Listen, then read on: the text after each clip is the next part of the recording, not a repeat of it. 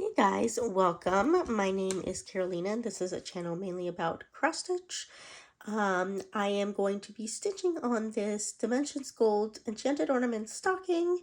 For those of you who are returning, you know this is a project I've had for a really long time and I really need to get it done. And I'm pretty much in the comb stretch. I'm kind of like in this bottom part, though I do have the background, well, up to like here, which is like the middle of the chart. So I've got all of the top done except some back stitching, and I'm working on this ornament here. So here it is. Yeah, so it has been a little bit of time, and by a little bit I mean a lot. I do hope the angle of this is okay. I think it will be. I am working just in background color, so I won't really need to be like counting much, looking at a chart. So perfect opportunity to do a stitch with me. I thought about doing a regular like face-to-face video for my first kind of comeback video, but it just didn't work out. And I'm like, you know what? I have the opportunity to do a stitch with me, so why not? So that's what I'm doing now. So yeah, as I mentioned, it has been some time. My last video was in March of 2021, so that's just about 2.5 years ago. And a few things led to that, but mainly because I really wasn't stitching. So let's chat a little bit about it and catch up while I stitch a little and get back into the swing of things. So end of March 2021 really marked a big time of change in me and my family's life, my family and my life, yeah, our life.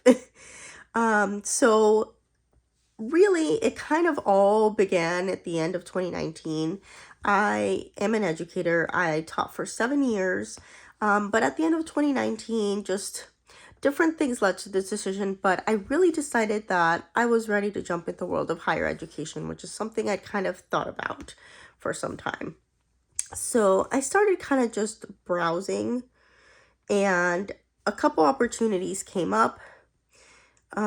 And I was hesitant at first, but I decided to go for it, mainly because it was the middle of the school year. But, you know, I chatted with my husband, I thought about it, and it's just really like opportunity's gonna come, and when it's here, like that's when you gotta take it. So I did. I decided to apply to a few positions at a few colleges and universities near me.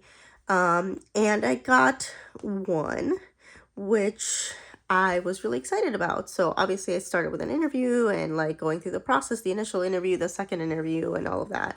And I did end up getting that position. So I started that job at the beginning of 2020. And we all know what happened in 2020.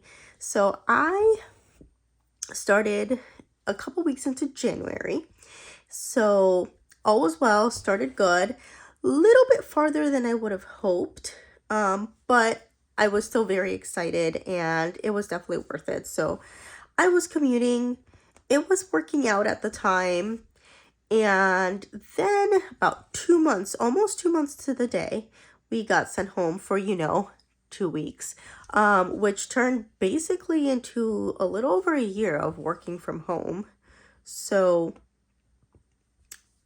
it just was kind of a wild ride at the beginning there, but it actually worked out really well. I do have a young daughter at the time. She was entering her 2s, and thankfully we had a friend that had worked at her daycare who did not continue because they had to let go of some of the staff because the only essential workers, children, were going to have access to the daycare. So that was really awesome that they did that. And, they required you to like kind of prove that you were an essential worker. And then they would allow you to have your children there if you absolutely needed to. And some parents just didn't have any other choice. Thankfully, we did. At first, we were going to make it work, but we had that opportunity for her to come and essentially work her daycare job, but just with her daughter and my daughter. So we were basically like a slightly larger family unit for that year or so. So I was able to work, Mike was able to work, Mike, my husband. Things worked out really well. And then towards, I would say maybe February, end of January, February of 2021, we started kind of trickling back into offices, getting a little bit back in person, in the US and probably most places, but universities work on a semester basis. I know some have like trimesters, and many institutions have like half semester classes. So like in the spring semester, they'll have like a beginning spring session and an end of spring session. Sometimes it's called summer A, like summer A and B, spring A, B. Sometimes it's spring 1, spring 2. It just depends on the institution and how they choose to organize that. But so we were kind of thinking like, hey, by the start of the fall of 2021, we're probably going to be fully in person. And we started kind of working towards that middle of spring semester. So that would be like February, March-ish. And once we started doing that and we started going to the office, I think at this point I wasn't going every day. I think it was maybe 3 times a week that I was in person, and the rest was remote. And it was kind of time when we realized that the institution being so far away really wasn't going to work, especially, once our little one went back to the daycare. Even though it was available to us at the times we needed it to be, I was able to drop her off before I went to work, and then my husband would pick her up. It was still a big commute, and it was taking out a big chunk of time out of like just our lives of being able to interact with each other.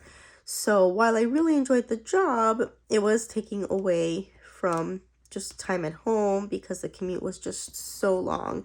And at first, I don't think it was quite as noticeable, because like it was just like the beginning of the year. The traffic just wasn't as bad, and I think just the amount of people that were going back to work made it a little bit too long. So we're like, okay, we're gonna have to move.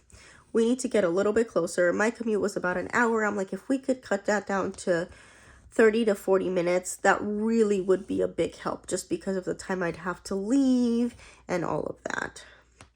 And we started looking, and South Florida prices were just crazy. So while we sold our house for a very high price, all the houses we were looking at were also selling at a very high price. So it was very hard to find something within our budget that had what we wanted in an area that we wanted. So again, with South Florida being big, Broward County, Miami-Dade, all those big school districts, you also have to be mindful of where the house is, because you want the schools that your child is going to be zoned for to be good schools. And some counties, especially smaller counties, it's a little bit easier to find good schools.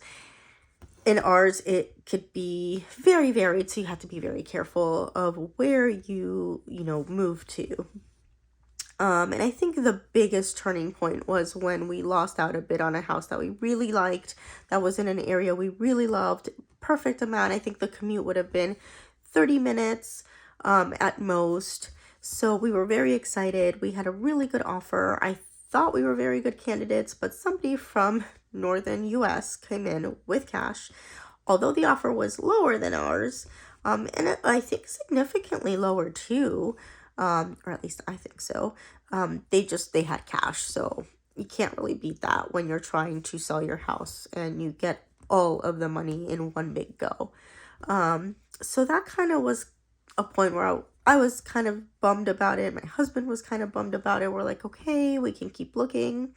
But then like I really started to think about moving to northern Florida, to the city where the institution I graduated from is. Trying to not be super specific, trying to keep it somewhat vague. If you guys know where I graduated from, and some of you probably do, then you know where I'm talking about, or at least the general area, but it's in northern Florida. So a job that I had wanted, I'd wanted to work for this institution. I thought it would be amazing to come back. And just the pricing of housing up here is much better. I started looking, and a job in the field I was working in became available, and I was like, okay, kind of like the same situation as in the 2019, moving from K through 12 to higher education. I'm like, I don't want to pass this opportunity up, you know? Something similar may come up, but this seems really great. And I'm so glad I did. So I decided to just apply and go for it. And again, I got the first interview, got the second interview, and was offered the job. So we moved, and we ended up moving 3 times essentially. So the initial move was when we first sold our house, and thankfully my parents graciously let us live with them while we were looking. So that was kind of like more like packing up the house and getting that done, which was a lot. But of course we didn't unpack everything. So it was somewhat of a move. Then we ended up moving up here end of June of 2021. And we were in a house for a few months where we were, again, like halfway unpacked. And then we decided to like just purchase the home that we are in now. So that was kind of like the final move. And that kind of ended up happening at the end of August, beginning of September of 2021. So obviously in all that time, I wasn't really stitching much. I think I had a couple projects I left out that I was like, oh, you know, pick on here and there. But I kind of knew I wasn't going to get a lot of stitching. So that was that bit. And then it's just the unpacking, getting used to new life, a new place, getting things all organized. It was a lot, and I just wasn't feeling the stitchy bug. And I think for like between September and the end of 2021, it was mainly just like not feeling the stitchy bug because there was so much going on, you know? So I just didn't stitch much for the rest of the year for 2021, basically. Then 2022 rolled around and I'm like, okay, like make this happen, get some stitching in. I did actually stitch one piece. I don't recall, that's not going to be enough. I don't recall if I worked on any other pieces, but I definitely worked on at least this one piece, which don't really have to show you, even though this is a stitch with me, so I probably wouldn't be showing you anyway, but I can probably try and get it for when I do an update video. But it was basically a unicorn for my daughter's room. She was having a unicorn themed birthday that year, and she wanted to like choose a theme for her room, and it was the first time like she was making the choices, so we were all excited, and she chose unicorn theme. So that's what we did. Most of her birthday gifts were things for her room or unicorn themed gifts. Of course, some people just gifted her some fun stuff, but I wanted to really stitch a piece for her room. So I did the unicorn, and then I kind of dropped off stitching again. So did that, and then was kind of not crafting again for some time. And I think a big part of that was just getting the different areas of the house ready. Of course, the priority had been my daughter's room, which we did first. That was done pretty quickly. But then we were working on like the kitchen, the common areas, like our room, getting the garage all figured out, all of that. And just like my office was really not a priority. And I am very lucky that we were able to get a house that had a space for me to have like a office/craft room, which at the time was important because we were still partially working remotely for some of the time. Similar to my other institution, we were kind of moving back to completely being in person, but there was still a lot out there. We did have a couple times where both my daughter's daycare and at the office, there was some COVID exposure. So like there were different instances of people working from home for certain periods of time. So I did need to have a space I'd be able to work in when needed. So I'm really glad we were able to do that. And we're very happy with our house up here and just living up here, the job up here. We love the city. It's smaller than what we were used to, but not a tiny town, which is the perfect kind of range for us. And we've met a lot of great people. My daughter's made some great friends, so it's really been wonderful. But I'm digressing from like the stitchy story. So I would say probably towards the end of 2022 is when I started crafting again. But for some reason, I decided to pick knitting up. and I don't know what led me to try it. I just like decided to tackle it. It was definitely a third time's a charm situation because I had tried knitting twice before and just like failed miserably. The second time a little less miserably, but I just like was not feeling it, and it was kind of like, no, this is not for me. This is not working out. I'm not getting it. This doesn't make sense. And um I just picked it up and decided to try it again, and it just like clicked. I don't know what it was about it, about that time. I don't know if it was different YouTube tutorials that I watched or I just felt more determined, but it just clicked and I just started knitting and was really into that till just about a month ago. And I still am into it, but like now that I've picked up my stitching and I'm actually getting some stitching done, it really, like, my love is just reignited. I'm so excited to work on stuff. But I do still like my knitting, and I'm going to make time for it as well. I feel like with knitting, I'm a little bit less crazy with how many projects I have going. I have tons of projects that are like in my head. I'm like, I'm gonna do this, do that, I'm gonna do that, I'm gonna do that. But I've been very mindful, and I've only cast on like a handful of projects at most, and for the most part it's just to like get a pattern started. But like I know that I'm gonna be working on like one piece, so I like to gift things. So I have done quite a few gifted projects. Not a ton of knitting for myself, but I really enjoy the process and I enjoy gifting things, and I do gift things to people who appreciate it, who either craft or cross stitch or knit themselves or crochet or something, so that, you know, they understand the time that went into it, the love that went into it. I feel like I would probably gift to other people too, but probably not things that are too big or complex, because I do want to devote the time to someone who will appreciate it, as you guys well know. But yeah. So right now I am stitching, as I mentioned, on this stocking. I do want to get this done. I have a second stocking that I want to get done. Initially, I had 3 stockings I wanted to get done this year. And at first I'm like, there's no way. There's no way. But I'm like, you know what? If I just devote my time to stitching, not do too much knitting, and not do any projects that are like my personal projects, then I might make it happen. But I think I might leave the third stocking for 2024. And the reason for that is that it is for my sister-in-law's wife, and my mother-in-law is assisting my sister-in-law's stocking. Or at least we think she is. She was super gracious to help me stitch my dad's stocking, which is a match to this one. Quick story time, because I've said this a couple times, but I know it's been a while and some of you may be new. My husband's family all have stitched stockings for the most part. I think some of them had the felt applique stocking still. My aunt, well, on my husband's side, but my aunt, we're just one big family.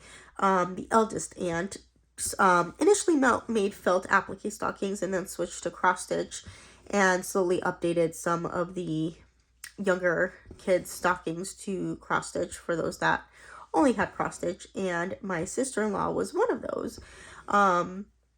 So initially I was gonna make her a stocking, but when she got engaged, I'm like, well, we're gonna wait, because the tradition is that married couples get matching stockings. So we ended up waiting on that one, and that's why hers never got stitched. When her and her girlfriend got engaged, became fiancés, my mother-in-law and I started looking for stockings, showing them some options, finally picked one, and it just got crazy, and we never really got into stitching them. Finally we picked them up, and my mother-in-law was kind of having reactions. She's a little sensitive to like certain fabrics, certain scents, so she'll have like allergic reactions, both like nose, eye, allergic reactions as well as skin reactions. And she was reacting to the fabric, and we don't know if it's like the Aida, the starchiness of the fabric, the threads, but she has washed them a couple times. She's aired them out. And she tried stitching it earlier this year, and she said, I got a little bit done, but I was still feeling kind of funky. So she's going to give it a couple more goes, but probably not till it gets a little cooler, because she's thinking maybe she's going to stitch outside and potentially wear a mask. And it can get hot. Even North Florida can get very hot. But we do have a little bit more coolness here, which is great, in all honesty. So anyway, all of that to say, there's a chance I may have to stitch both my sister-in-law's and her wife's stocking. So if I have to do that, I'm just gonna have them both done, I think, for 2024. And I'll have to come up with a sort of game plan, where maybe I'll do like stitching and get like one stocking to a point and then the other stocking to the same point. So that I don't like finish one and then have to start the other one, because I think it would just be too much and I would kind of be like a little burnt out from it. So anyway, that kind of opens up my stitching, because I really do think these stockings will be done before December. Ideally, hopefully by November, to give my aunt, who, although she's not really cross stitching anymore, she does still finish the stockings. I don't know my way around a sewing machine. I really need to learn, but as of now, I don't know my way around a sewing machine. So I give it to her. She fully finishes it, and we're good to go. So if I can get both of these done earlier than expected, I can get some of my own personal stitching in this year, because I'd really like to bring my whip list down. I've said that a few times. Obviously, I took a huge break from stitching, so no stitching was really happening. But I'm kind of at a point in my life where I kind of want to minimize some things. Minimize. I think minimize is better. I don't know. I guess I'm thinking of like minimalistic. That does sound kind of weird. I don't know. I'm a little off, guys. Like I said, I've been a little bit sick. I've been taking cold medicine, and it's been a long time since I've recorded. So I'm out of the know-how. But yeah, so I am going to be working on these stockings till they get done. I will probably show the other one soon. I'm hoping to do like an actual update video sometime in the next 2 weeks. Part of that is because my husband gave me one of his older computers, which is much nicer than like my laptop is, because my laptop's really old. I need to learn like a new video editing software, because I use Windows Movie Maker, and that's like apparently no longer a thing. I just need something simple, honestly, something where I can merge clips together, maybe delete something if I do happen to have a long pause in between, and like export the video. So I don't need anything crazy, but I do need to find either a free or somewhat inexpensive movie editor that can do some basic things, because I don't need much. And I think I would need a little bit more disk space. So I gotta get that computer set up. So even though I am recording this, I don't know if I even set the date. I think I did. It's August 24th today. I may not get it up for a few days, because we need to figure that computer out, the whole like setting it up and all of that. I do have to still organize a lot of my craft room. Like everything is in a place, but it's kind of somewhat shoved in and not fully organized. So I really need to be working on that too. But it's been hard, in all honesty, because I just want to stitch when I have free time. But I really need to start devoting some time to kind of trying to organize things out, especially as I plan the crafty part of like the start of the new year here in really just a few months. And in craft world, because we think in longer timelines, that's really in no time at all. So I'll see. I have to at least get somewhat organized and figure out what I want to do. But I think my goal is going to be to try and finish a few projects that I think will finish up relatively quickly, and just start the year with a few less whips, and then kind of divide my projects up into things that I want to have done somewhat quickly and things that I don't necessarily need to finish really quickly, but I don't want to like UFO either. I did UFO a couple things. I think most of that I had already shared anyway. I think I'm kind of in the same space. I think there might be one more project I UFO'd that I hadn't initially, but that's really it. I think everything else I have on my whip list I would eventually like to finish. So I just have to organize myself to figure out how I want to do that. Of course, I'm probably going to want to start stuff, but I think I'm going to limit that. I'll do my best to, I say this now, but who knows, if I get really back into stitching, I might want to start all the things again. But I do think I will want to, at least at the beginning of this reintroduction to cross stitch, want to like bring down my whip list and like just focus more on certain projects. Even if I do start stuff, maybe starting it when I buy something new, or if I decide to participate in some sort of sale or event. But then after that, really focusing on maybe like 3 to 5 projects that I want to get done, just so I can not have the whip list just grow and grow and grow and grow, because I think that for me that's not going to work.